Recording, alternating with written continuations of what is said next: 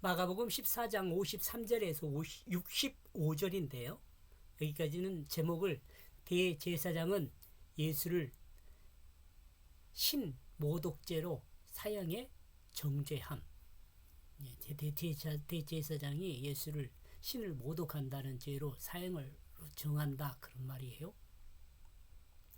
본문 53절과 54절은 각각 다른 내용의 서론을 다루고 있습니다. 53절에서는 예수님께서 예루살렘 성전의 그 대제사장의 집 안에서 신문당하는 그것에 대한 것이며, 54절은 베드로가 달기 2번 울기 전에 예수님을 3번 부인하게 되는 그것에 대한 서론입니다. 이건 제가 생각한 거예요. 여러분은 다르게 생각할 수 있습니다. 가룟 유다가 예수님을 배반하고 제자들이 예수님을 버린다는 내용을 종합적으로 정리한 내용입니다. 마가복음 14장 51절에서 52절 이것이 그런다는 거예요. 마가복음 14장 51절에서 52절에 나타난 한 청년은 과거의 모든 옷을 버리고, 좀 생각이 돼요? 예수님의 옷을 갈아입었습니다. 그런데 새로운 삶을 출발한 시점에 문제가 발생했습니다. 이 문제는 믿고 따르던 예수 그리스도가 잡힌 것입니다. 좀 생각되죠?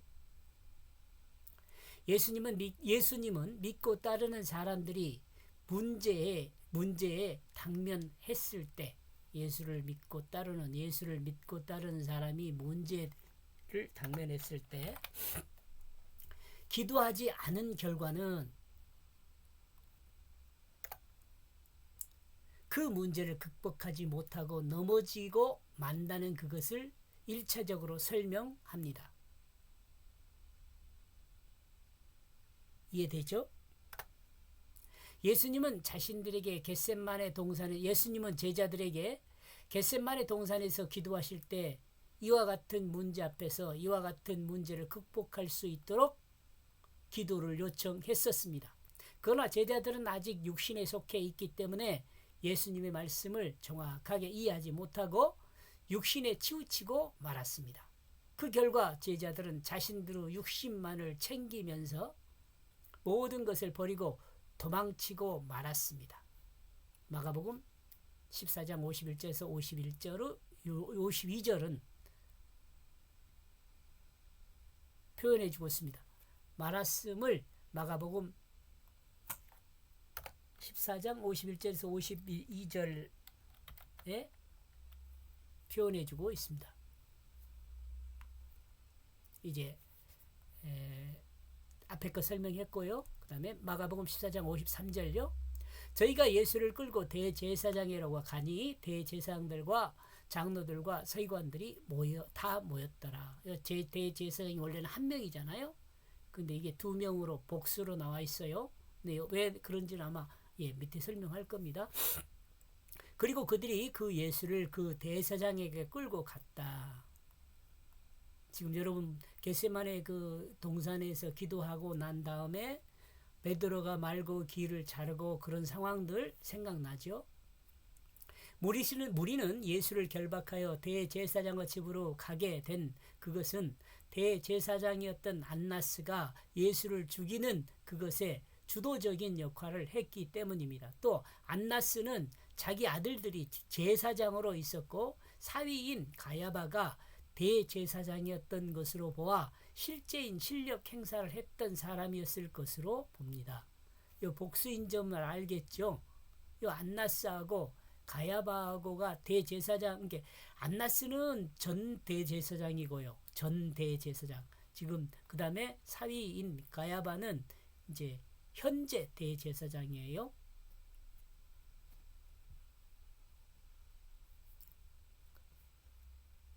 안나스는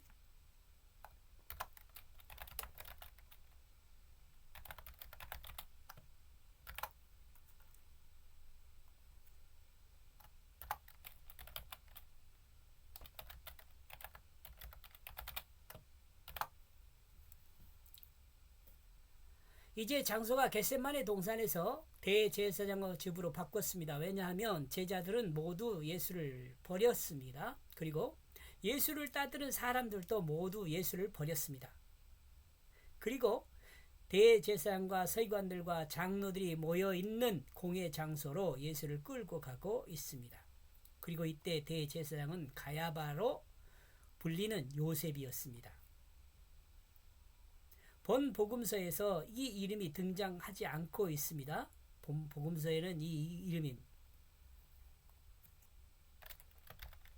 마가복음에는 이 이름이 등장하지 않아요. 그러나 요한복음 18장 13절에서는 그가 안나스, 아나두스 또는 하난으로 불리는 사이라고 말하고, 누가복음 3장 2절에서는 하나님의 말씀이 안나스와 가야바가 대제사장으로 있을 때 빈들에서 사가랴의 아들 요한에게 임한지라, 이렇게 표현하고 있잖아요.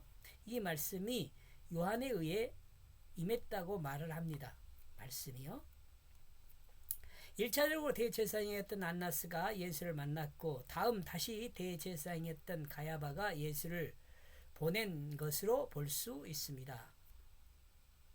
요한복음 18장 24절, 안나스가 예수를 결박한 대로 대제사장 가야바에게 보내니, 이 말을 보면 그렇잖아요. 참고로 누가복음 기록을 보면 세례 요한의 부친인 사가랴는 유대의 헤롯 때 아비야 반열의 제사장이었습니다. 누가복음 1장 5절요. 그리고 그는 반열의 차례대로 직무를 수행하던 중 누가복음 1장 8절요. 제사장의 전례를 따라 제비를 뽑아 주의 성소에 분향하는 사람이 되었습니다. 누가복음 1장 9절요. 그리고 사가랴는 그 직무 날이 다 되매 집으로 돌아갔다고 기록하고 있습니다. 누가복음 1장 23절요. 이와 같은 내용을 보아 당시의 제사장들은 순서를 따라 직무를 수행했다는 것을 알 수 있습니다. 또한 성소에 들어가는 것은 제비를 뽑아 정했다는 것도 알 수 있죠. 그리고 제사장의 직무가 끝나면 자기 집으로 돌아간다는 것을 알 수가 있습니다.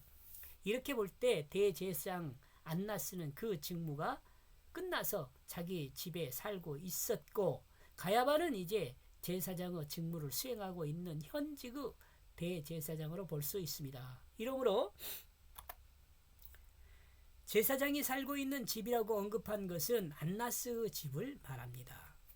우리는 이 사실을 통해서 예수를 죽이기 위해 주도적인 역할을 한 사람은 전직 대제사장이었던 안나스인 것으로 볼 수 있습니다. 물론 그의 사위인 가야바도 예수가 죽어야 한다는 것에 동감을 한 사람이었을 것입니다. 요한복음 18장 14절요. 가야바는 유대인들에게 한 사람이 백성을 위하여 죽는 것이 유익하다고 권고했던 자입니다.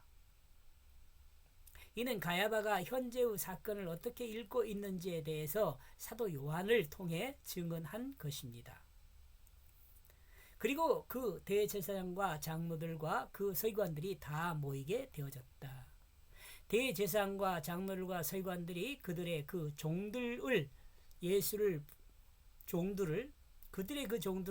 붙잡기 위해 가룟 유다와 함께 겟세마네 동산으로 보냈었습니다. 그렇죠?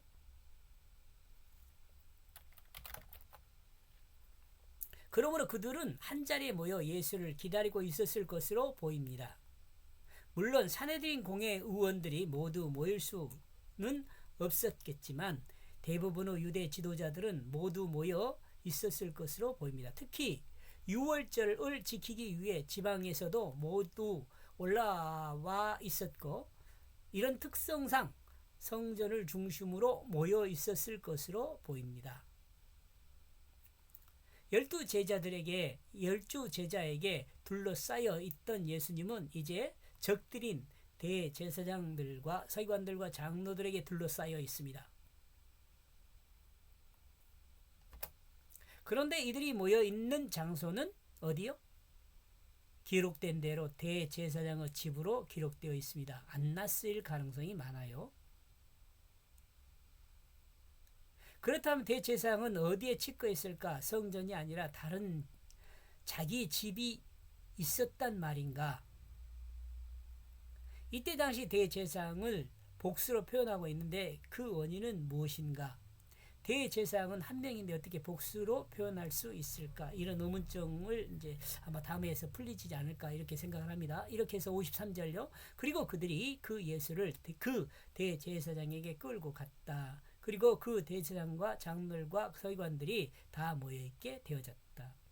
예수를 대제사장에게 끌고 갔다. 대제사장과 장로들과 서기관들이 다 모이게 되어졌다. 다 모이게 되어졌답니다. 예, 여기까지 보겠습니다. 고맙습니다.